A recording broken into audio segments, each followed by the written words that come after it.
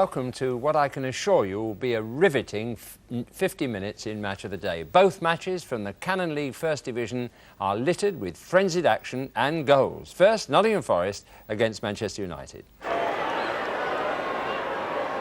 Bowyer's in the centre here for Forest, and Swain is joining the attack.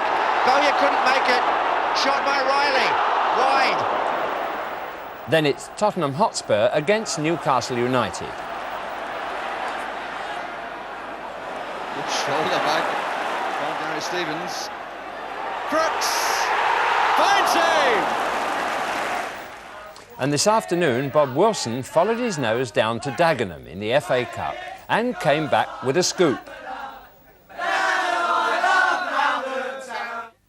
The excitement of the FA Cup, and we shall also bring you the complete third-round draw and replay dates. But post-haste to Nottingham, where you'll need to be on your toes to keep up with the game between Nottingham Forest and the current favourites for the First Division title, Manchester United, as did commentator John Motson. Opportunity knocks here for two players making only their second league appearance. For Manchester United, 20-year-old Clayton Blackmore plays in the unaccustomed position of left-back on the ground where he made his debut in the final match of last season in his normal midfield position. And at full-back on the Forest side, there's Australian Alan Davidson making his first home appearance. He was offered a contract by Arsenal last season but couldn't get a work permit. He doesn't need one now because he's since married a Scottish girl. Well, Davidson made his debut at Watford last week, and Forest's only change is to bring in forward David Riley for defender Bryn Gunn. Since we covered their match against Spurs, Dutchman Hans Seggers has taken over in goal, Paul Hart has returned to defence, and Johnny Method has reverted to midfield.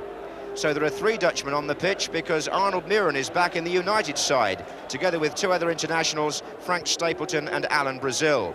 Mark Hughes is suspended, Norman Whiteside has been injured, Jesper Olsen is dropped to substitute. But all three will be available for next Wednesday's UEFA Cup tie with Dundee United, so the competition for places is really hotting up.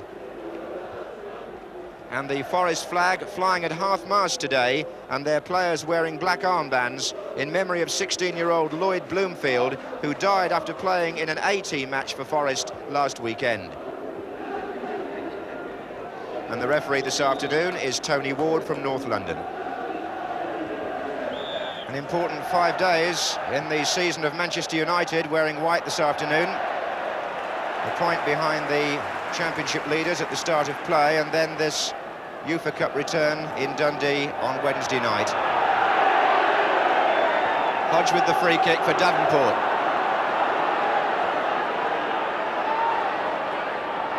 And Hodge again.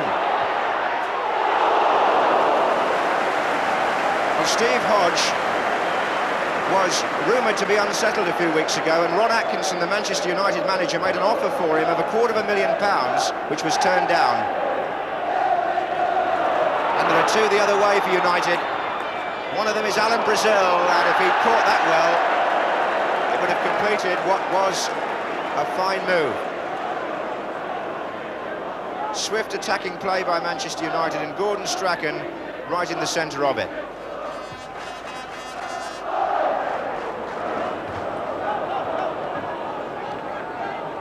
Robson's header, and Brazil. Hodge. Waiting for support wide of him, Davidson.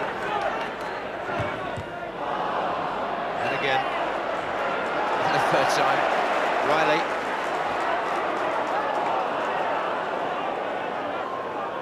Good determination there by the Australian.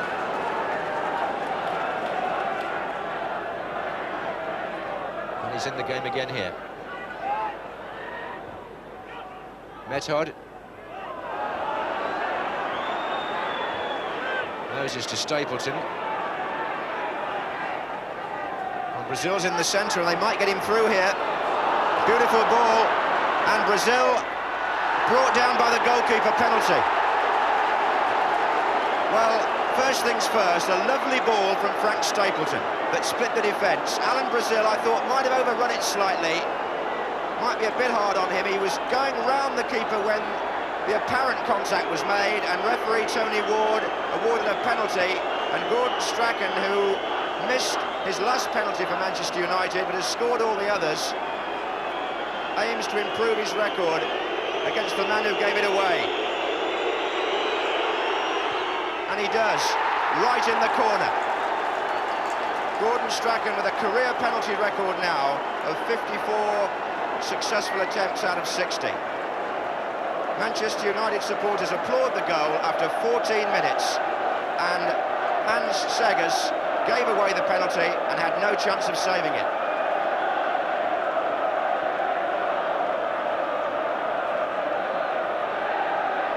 And I don't think there's much doubt about the decision. Here's Riley.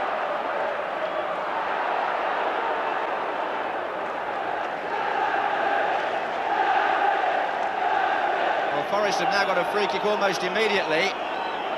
Hodge to take it. And Hart was there. That was a good attempt by Paul Hart.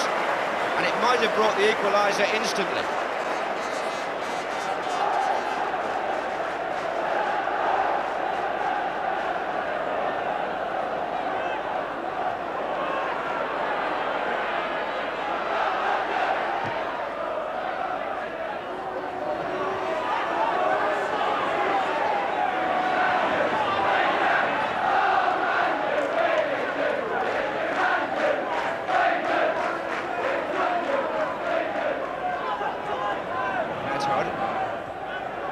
Mills. He just wanted a bit too long, Method. Indeed, that's been the feature of the opening period as far as he's concerned.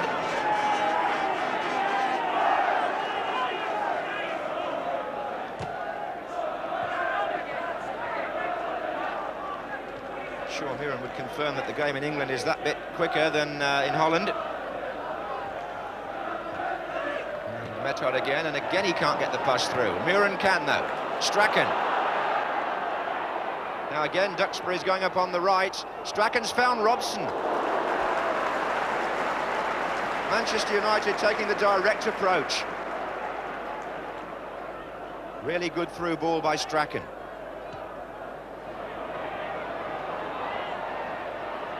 Moses. Robson caught by Davenport here. Johnny Method. And his passing in the first half well below its normal standard, and that's one of the reasons Forest are struggling. This is Strachan, and that's not all that good either. Davidson. Neither's that. Mistakes following one another here from both sides.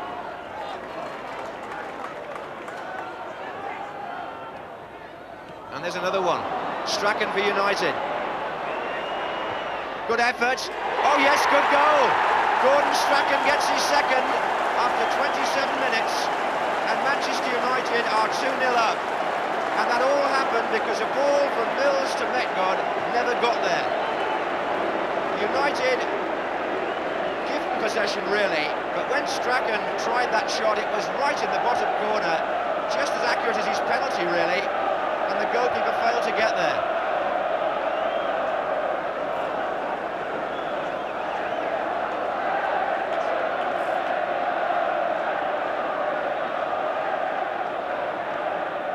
Now, just bear in mind that a couple of weeks ago on Match of the Day, Manchester United led 2-0 at Roker Park, and Sunderland came back and beat them 3-2. So we're poised here for what should prove an interesting afternoon. Have they learned their lesson, I wonder, United?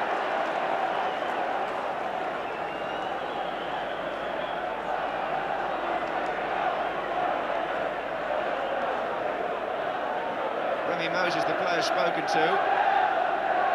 Sunderland on that occasion got a goal back very quickly, and that's what Forest badly need here. Davenport.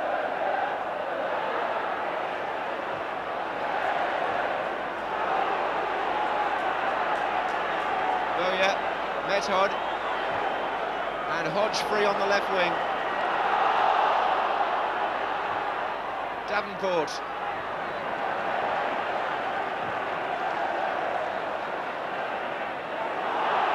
Fairclough away from Brazil. Oh, mistake by Moses. Davenport, McQueen in the way. Well, this is extraordinary. The two teams are just giving the ball away with abandon. By First Division standards, the game, for just about 5 or 6 minutes, is almost at Sunday League level. And Robson's made a run from the centre of the field here, trying to latch onto Brazil's header, but instead it's Bowyer for Forest. Davenport, and now they've got 6 forward. Mills.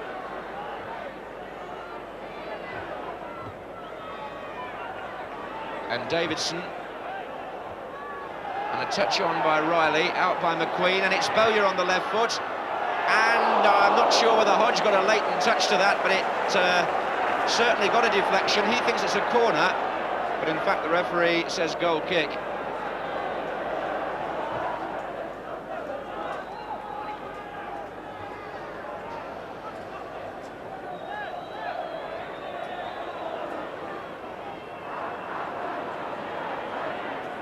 Duxbury and Brazil. Moses, Strachan.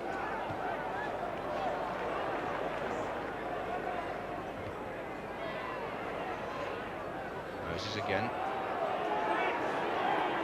McGrath.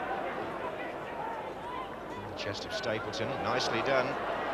Hart coming across.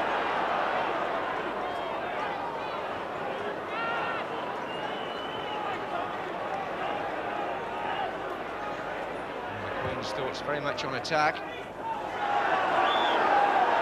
a foul by Brazil on Davidson.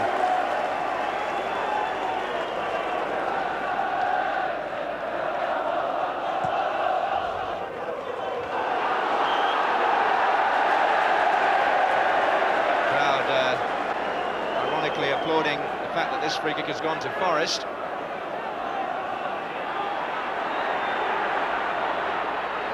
All gone forward, except for Fairclough.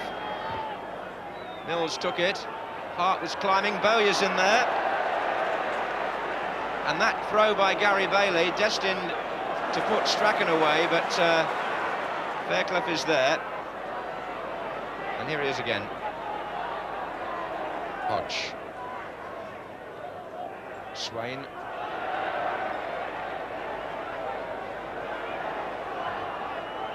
Method. As a result of the events of that first half, Manchester United have a new top scorer because Brian Clough's team are 2 behind from the accurate shooting of Gordon Strachan, who's now got 13 this season for United. 8 of them, including one today, have been penalties, and he's given his side a healthy situation to talk about in their dressing room at half-time.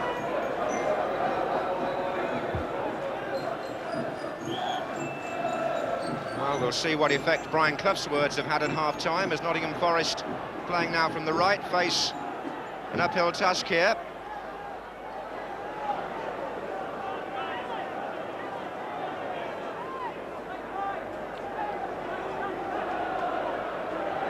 The Nottingham Forest bench on the extreme right, almost hidden. We'll just catch sight of Gary Birtles, who's played for both these clubs, but has been out of action all season with a back injury. I'm pleased to say he's now back in training, hopes to play at Christmas, just scratching his ear there. And now Davenport.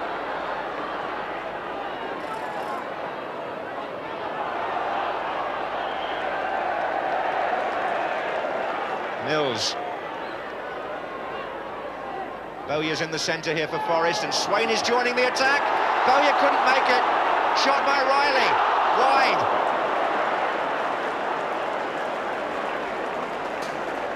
Gary Bailey's goal threatened for the first time as seriously as that. Swain's header across. Bowyer couldn't make it, and Riley it was who poked his effort wide of the far post. But it's a warning to Manchester United not to grow complacent on this lead. Swain. Davenport looks for Bowyer. Riley coming towards the ball, but McQueen was too, and he found Strachan, and now it's interesting, 3 against 3. Stapleton's made his run to take away one defender, but Swain caught Strachan. So it's Mills for Forest.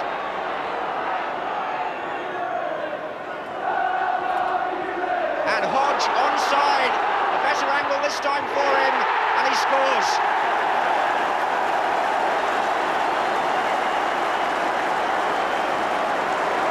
Forest get one back. Manchester United caught square, and the linesman quite right. He was onside, and Hodge went on, and he beat Bailey via a post. 63 minutes gone. Nottingham Forest get back to 2-1.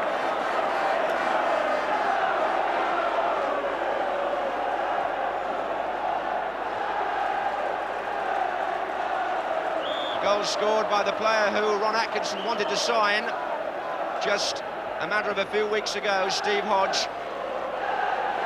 McGrath with the free kick for Manchester United.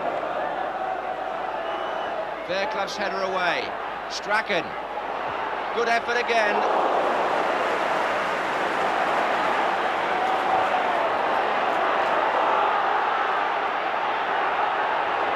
Stapleton. And now Moses. It's come to Strachan. Oh, brilliantly done by Strachan. Fairclough's was the tackle, and I suspect it was just outside the area.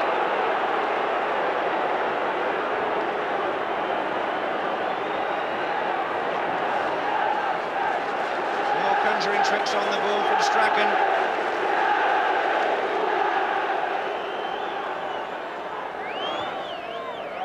Stapleton! Well, how it didn't go in, no one's too sure, least of all Stapleton. Somehow Sega's got his hand to it.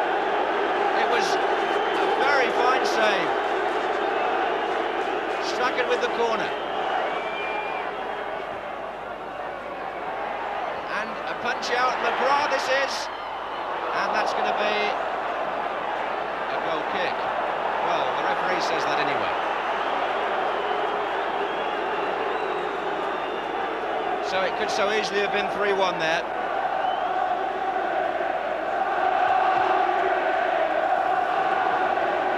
The Queen's header. Well, Davidson's now joined the Forest attack on the right. And there are 4 waiting for a cross here.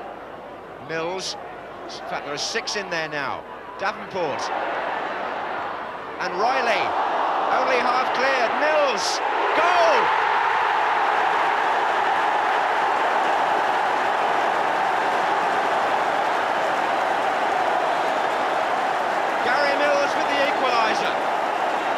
And it was all about numbers forward there. Forest had 7 men up. Davenport got the cross in, a poor half clearance, and Mills scores. And that's quite a landmark for Gary Mills. It's his first goal since rejoining Forest. His last league goal actually was for Derby County when he was on loan there. And after 77 minutes, he has put Forest level. And Manchester United have done here exactly what they did at Sunderland 2 weeks ago. They forfeited a 2-goal lead.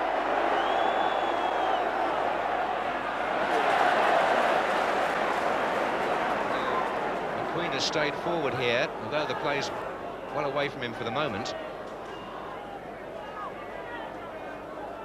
It's a goal kick, and we move into the last minute of normal time with the score 2-2.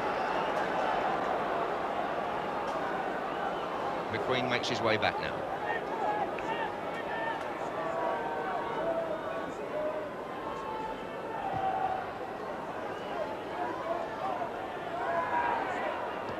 Johnny Method forward. Flick on by Riley. And was it a foul? Blackmore on Davenport. Just outside the area in the very last minute.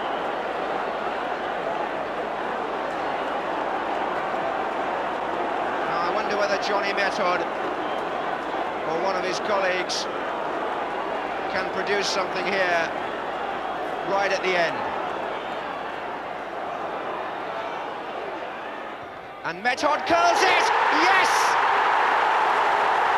3-2, just into stoppage time, and Johnny Method goes on one of the longest laps of honour of the season.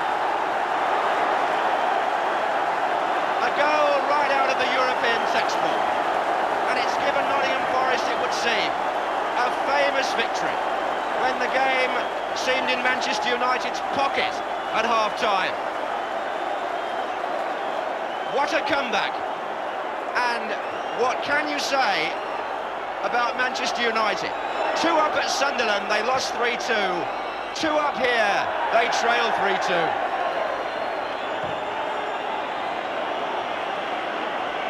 Johnny Method with a moment of magic. And it was enough to win the match for Forest and the 3 points. And what a turnaround at the City ground. Gordon Strachan put his side 2 goals up. But Forest launched their recovery through Steve Hodge, through Gary Mills, and then in the very last seconds through Johnny Method. Just how unpredictable Canon League football can be. Well, it was a splendid hour and a half's entertainment at the City ground this afternoon, and that really is all there's time to say. Such is the pressure of good things on view tonight. And if the Canon League is unpredictable, how about the FA Cup, which never fails to produce sensational results? In the past, Peterborough United, the posh, have often revelled in a giant-killing role. But today, as Bob Wilson relates, it was the biter bitten. 10-3, and for Little Dagenham of the Gola League, the moment of truth as they prepare to do battle with 4th Division Peterborough. But for midfielder Steve Scott, match day begins with work of a different kind, helping his father in the family haulage firm. I work near enough every Saturday, so it's just a normal day for me. And I expect him to work every Saturday. Once he gets a full-time living from football, then he can pack up. Away from football, Les Whitten, elder brother of West Ham Steve, is an electrician, and all the jokes about being a real live wire were exhausted when he scored the winner which dispatched Lou Macari Swindon in the last round. Another famous name, John Weil, is the manager of Dagenham's second-round opponents.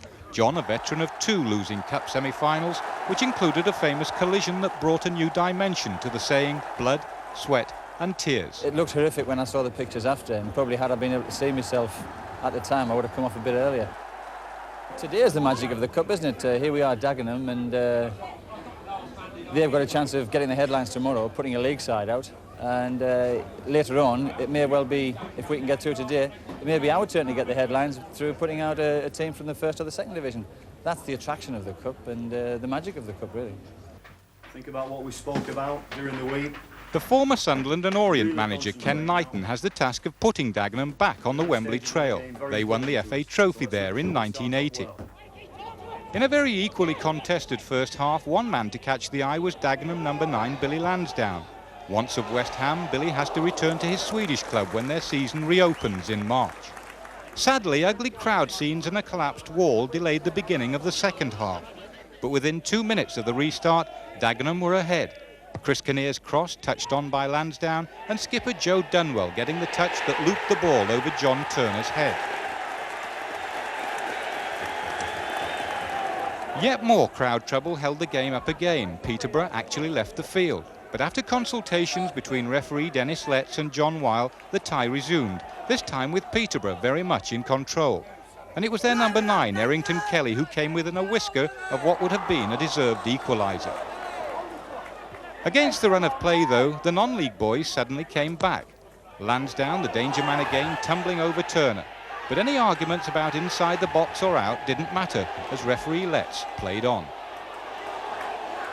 And it was the referee who was to be at the centre of even greater controversy when he blew for full time when other stopwatchers, including my own, showed some 4 minutes still to play. Not that the Dagenham faithful were worried as they mobbed their heroes and began celebrations of yet another historic victory.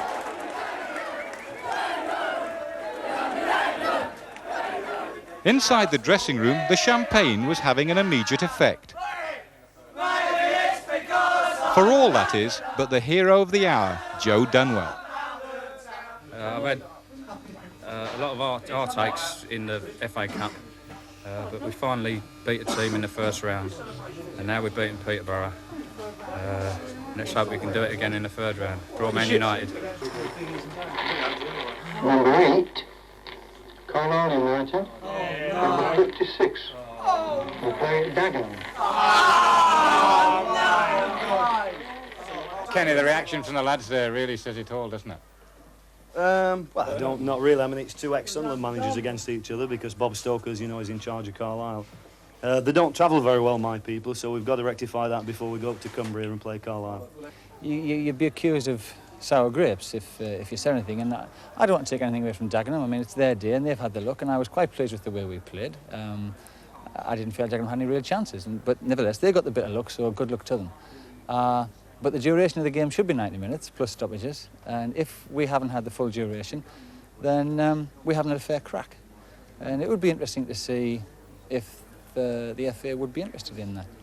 So a day Dagenham will never forget, but still a possibility that Peterborough may ask for that tie to be replayed. On the subject of replays, only 3 from this afternoon's second round ties, but 2 of them hold a glittering prize as the reward for victory. On Tuesday, Bournemouth meet Dartford, with the winners going to Old Trafford and Manchester United. Also on Tuesday, Northampton play Brentford, and on Wednesday, Hereford replay against Plymouth with a visit from Arsenal for the winners. The full third round draw a little later, along with the news from the first and second divisions.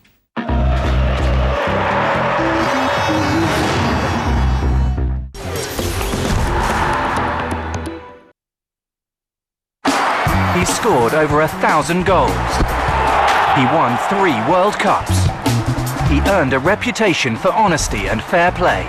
Now Pelé has joined a new team. Tem muita gente decente trabalhando na indústria do cinema e nós temos que combater a pirataria por causa disso.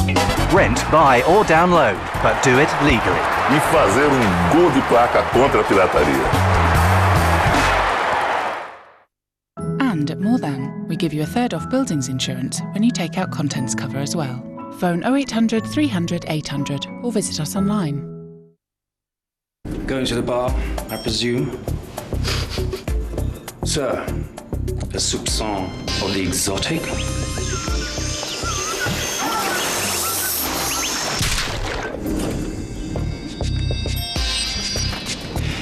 The epitome of excellence?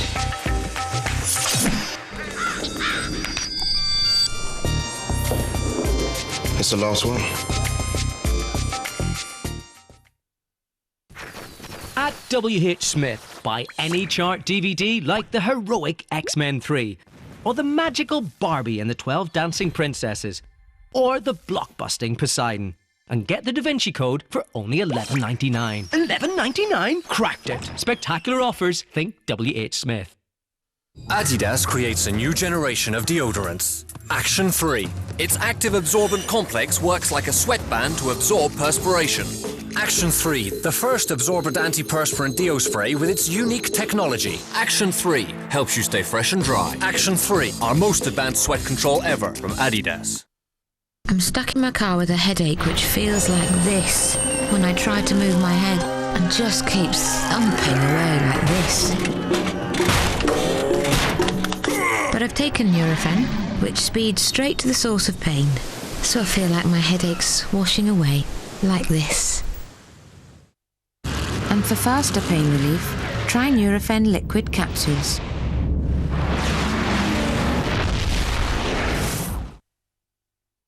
Never come between a woman and Heat magazine. With stars who are piling on the pounds. Fat, thin, make your mind up. Thinking about your retirement? We'd like to see if we can help. Have a chat with your financial advisor or come in and see us at any branch of Lloyd's TSB. Preparation is everything. The new Cheesy Bites Pizza. Rip those cheese heads with 2 pairs of garlic butter. Oh, yeah!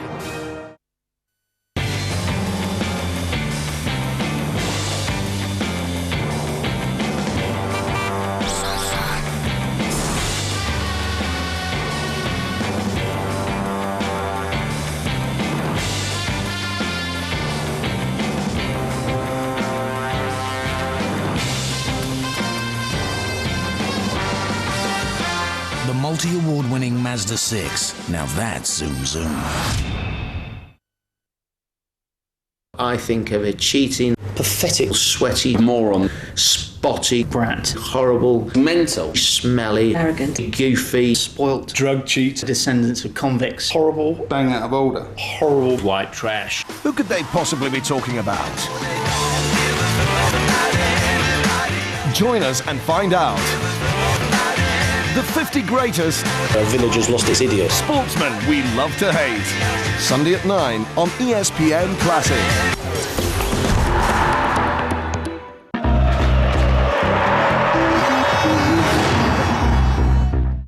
Well, time now for our second Cannon League match, and if you enjoyed the first, I'm certain you'll enjoy this one too. It's Spurs v Newcastle. Your commentator, Barry Davies. One Saturday fixture doesn't decide a season, but when it falls between Milk Cup hopes turn sour and a tricky second leg in Europe against Bohemians Prague, its importance to Spurs is probably rather greater than just the 3 points available. Garth Crooks gets another chance in the starting lineup in the absence through injury of Clive Allen, and with Tony Galvin fit again, the side has a much more balanced look about it. Incidentally, Graham Roberts will take any penalty which may arrive, although he missed against Sunderland. That was his first miss as a senior professional. Newcastle have proved to be not as bad as the doubters said in the summer, or as good as their start suggested, but they look to be establishing themselves back in the big time. Jack Charlton has reconditioned the engine room by buying Pat Hurd and Gary Megson, and they're a side of growing personalities, one of whom, Peter Beardsley, is back in the side today after missing last Saturday because of a back injury. Smiling referee of the afternoon is Tom Bune, who comes from Berkshire.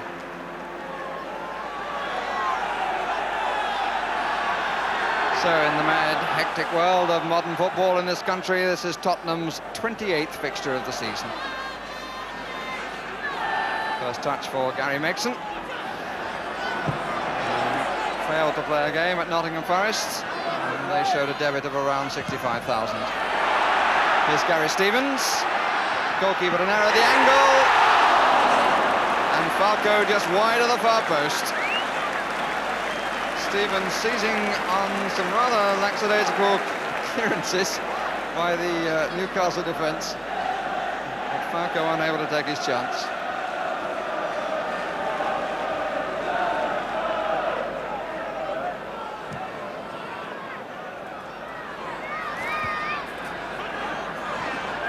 On the query.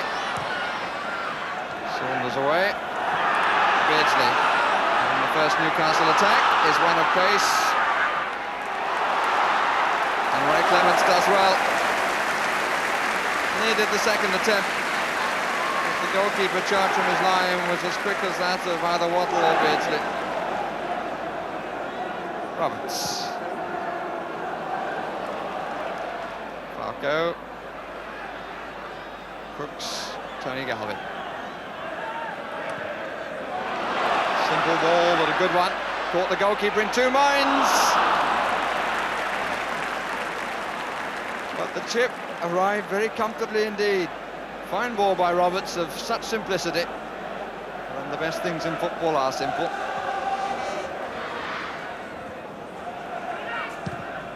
Saunders.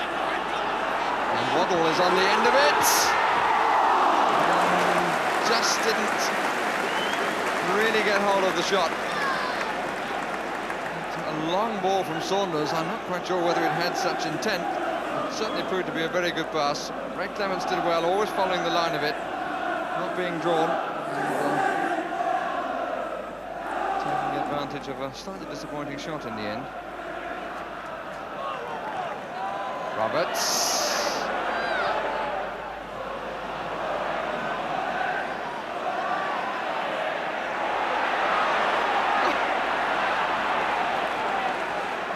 Need to be quite so flamboyant. Here's Saunders. Beardsley. Space for Hurd. Fine ball by Beardsley.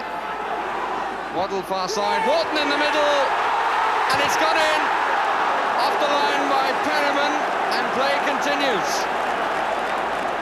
Steve Perryman, the captain, who saved Tottenham after Wharton's flick had eluded Ray Clements. Here's Crooks for Tottenham, to Huddle, to Crooks. Shoulder to shoulder, no doubt about that. Perriman did really very, very well to get back and cover. It was a fine move by Newcastle, started way back at Malcolm Brown. Wharton was in there, and it seemed that he'd beaten Clements, and indeed he had, and up popped Steve Perriman to flick the ball off the line.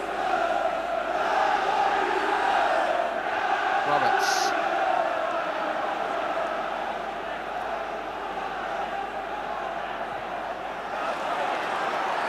Werder across. Good shoulder back from Gary Stevens. Crooks! Fine save! Oh, he was up there early, was Crooks, to meet Stevens' cross, and there was plenty of power in the header, and a really good save by Kevin Carr.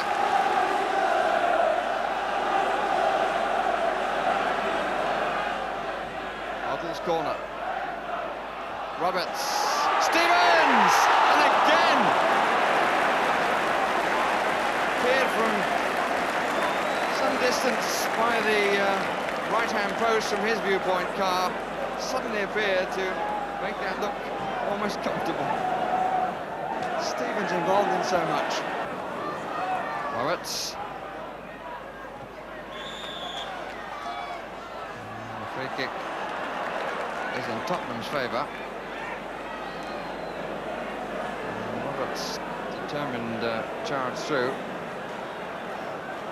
And it's a nasty cut on the eye for Kenny Wharton. But the free kick has been given against Kenny Wharton. And he leaves for the dressing room.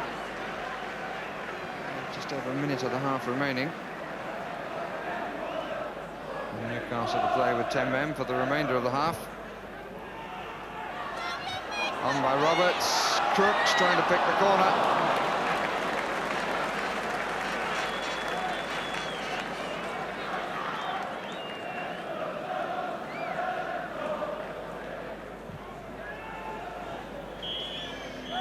And Mr.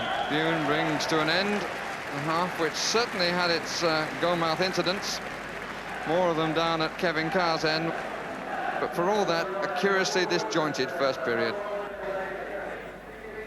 Well, very much the seasonal spirit at White Hart Lane. Carols written in the programme, the arrival of Father Christmas to distribute his goodies, and this, in fact, is Tottenham's last game at home before the Christmas holiday.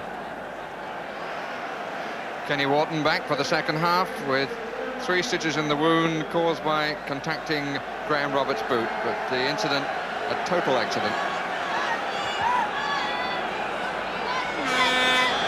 So Peter Beardsley gets the match underway again. Partnership with Chris Waddle, which certainly offered a few threats to Tottenham in the first period, and offers an immediate threat in the second. As the ball ran away from Roberts and was struck instantly by the left boot of Chris Waddle. But again, he didn't quite get hold of it, but Clements was well forward.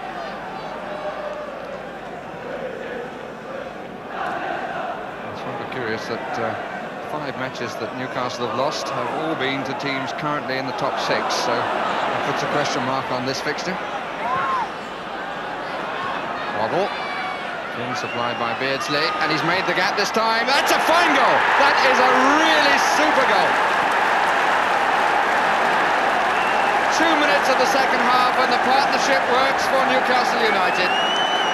Beardsley supplying the ball, and Waddle making room for himself and curling one in between Clements' right hand and the right post to nestle with delight in the corner of the goal.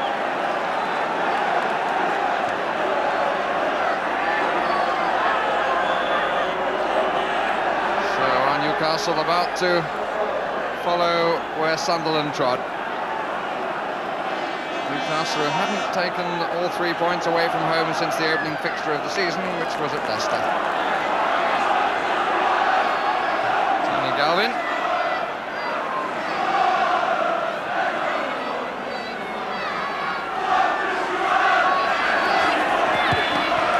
Taken by Roberts.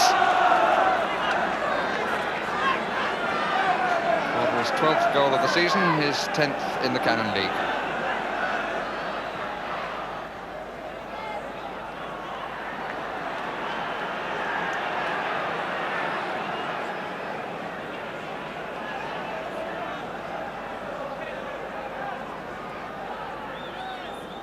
Crooks, Huddle. Chidozie, turn of pace, and he was held. And a penalty. He was inside the box. The referee looked at the linesman put the flag across his chest, and Mr. Bume pointed to the penalty spot. But it was a teasing ball in by Huddle. Chidozie suddenly found an extra gear. There were 3 Newcastle players there, and the linesman immediately signalled that he was being impeded, the Tottenham winger. The referee looked at him, the linesman put the flag across his chest, and Mr. Bume pointed to the spot.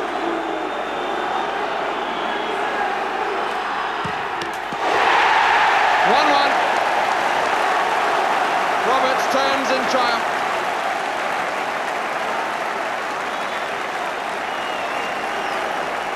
There was enough pace on the rising ball to beat Kevin Carr.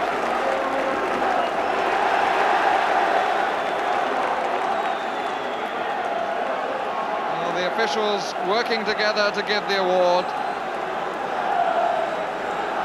But it has to be said that Tottenham are really back in the match in a rather fortunate manner. It's not to say the decision was wrong, it was just that impetuosity on the right side that denied Chidozie produced a penalty when the danger was nothing as great as it eventually proved to be.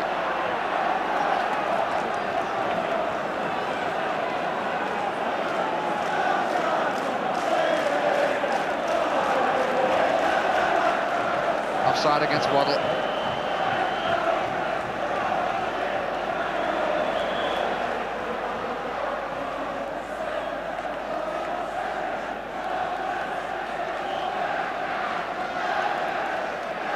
Whatever the final outcome, Roberts has maintained Tottenham's record of scoring in every home match this season.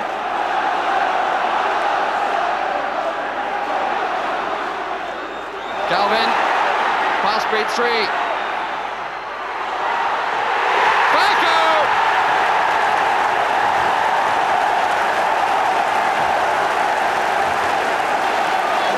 Celebrates as well.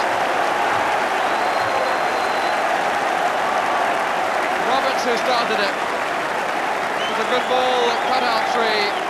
Galvin went to the line, and his cross had defenders twisting and turning, and Falco rammed the ball home to put Tottenham in front.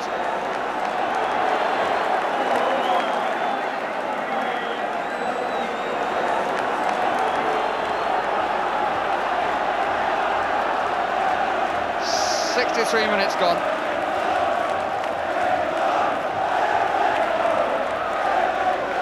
Two goals in 3 minutes, changing the face and the atmosphere of White Hart Lane.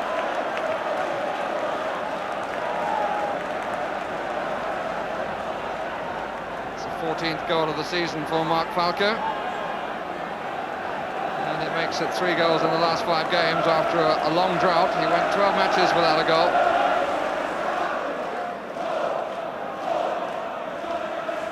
Stevens.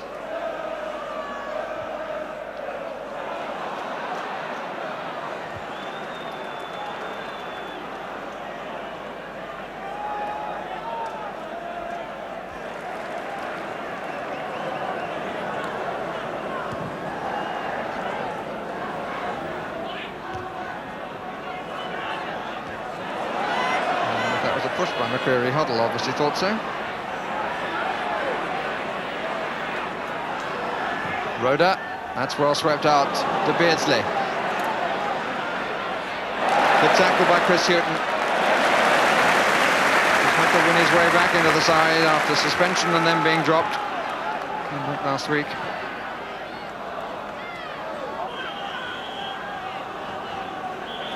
I think that may be a free kick.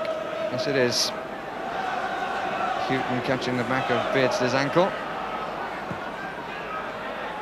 Megson on. Wharton, fine save! Wharton puts his hand behind the bleeding head. And Clements once more gets up to his feet like a spring and with a smile on his face.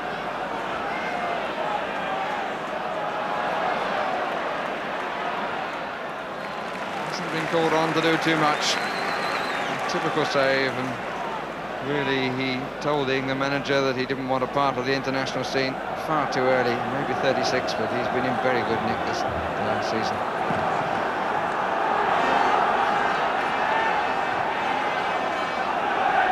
Just a question of time for the odd stoppage now. Nothing like as many as there were in the first half. And here's Tedozi coming in from the position where he was when the whole game was changed. And there's Falco. He gets his second. And Tottenham have a 3-1 victory. Score which in truth rather flatters them, but Tedozi on the right. Comfortable cross, and Falco arriving on the near post without Newcastle company. Makes it 3-1.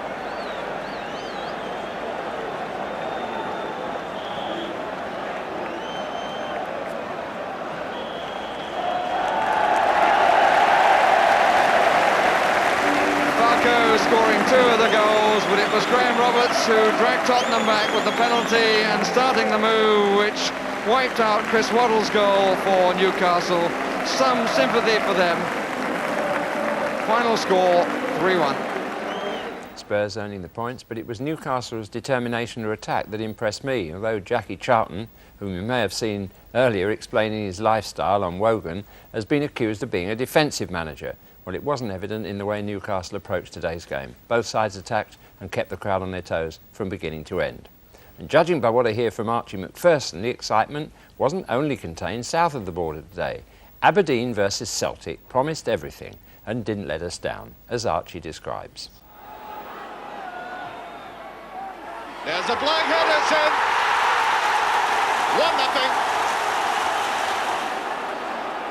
1-0. Black is wide. Good move by Black. What is a cross like? Not a bad one. Great clearance there. And that's in. McKinney. 2-0.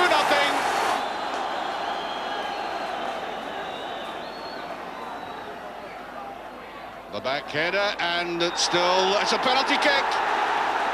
Penalty.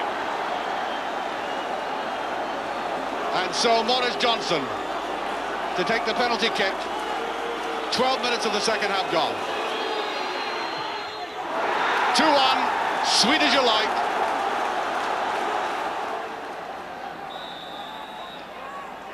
Weir takes it, and there's a header by Black. 3-1. Probin. Now Paul McStay. Probin, good run. McQueen goes with him. Wants to take the full back on. That's a great goal! Mugabe. Oh, yes. It's wide. Black. And it's there. McDougall. 4-2. 6 goals there, but still nothing compared to the Scottish Cup second round tie between Stirling Albion and Selkirk. The score, 20-0. Yes, 20-0, the biggest win in British football this century. Back in the English First Division, Everton, after 6 weeks, are still on top despite dropping more points in a goalless draw at Queen's Park Rangers. Spurs move up 2 places to second, a point behind the leaders, and 1 ahead of Manchester United and Arsenal, who both lost away. United we've seen, while Arsenal went down 1-0 at Southampton, who stay in 5th place. Afterwards, Arsenal manager Don Howe confirmed he'd made a straight cash bid for Southampton's transfer-listed captain Steve Williams and will continue negotiations next week. At the bottom, no real change, although Luton, Ipswich and Leicester all won. Luton's victory over Aston Villa puts them above Coventry, who didn't play today. Ipswich won at Stoke, while Leicester thrashed Sunderland 4-0 at Roker Park after beating Queen's Park Rangers by the same score last Saturday. In the second division, Oxford United are back on top on goal difference after beating Charlton 5-0. Blackburn, a goal down, scored twice in a minute to beat Sheffield United, while Barnsley came back from 2 down at half-time to draw 3-3 at Wimbledon and move up to 3rd place. Now the draw for the 3rd round of the FA Cup. First out of the hat were Orient of the 3rd division with a home tie against West Bromwich Albion. Next, a tricky tie for cup holders Everton at 2nd division Leeds. Telford's reward for a magnificent 4-1 win at Preston today, a home tie against 3rd Division leaders Bradford City. Forest versus Newcastle means Brian Clough against Jack Charlton. There's Dagenham at 2nd Division Carlisle. Then the Cup favourites Manchester United against the winners of that Dartford-Bournemouth replay on Tuesday. That's followed by Plymouth or Hereford, who replay on Wednesday, against Arsenal. Moving down the list, another 1st Division match sees Luton at home to Stoke, while Norwich face a hard match at Birmingham. Laurie McMenemy and Southampton take on Sunderland. A little further down, last season's beaten finalists Watford, home to Sheffield United. Bristol Rovers, who beat neighbours City 3-1 today, now have a home tie against Ipswich. Then, coming up, a tie between 2 European Cup winners, Liverpool versus Aston Villa.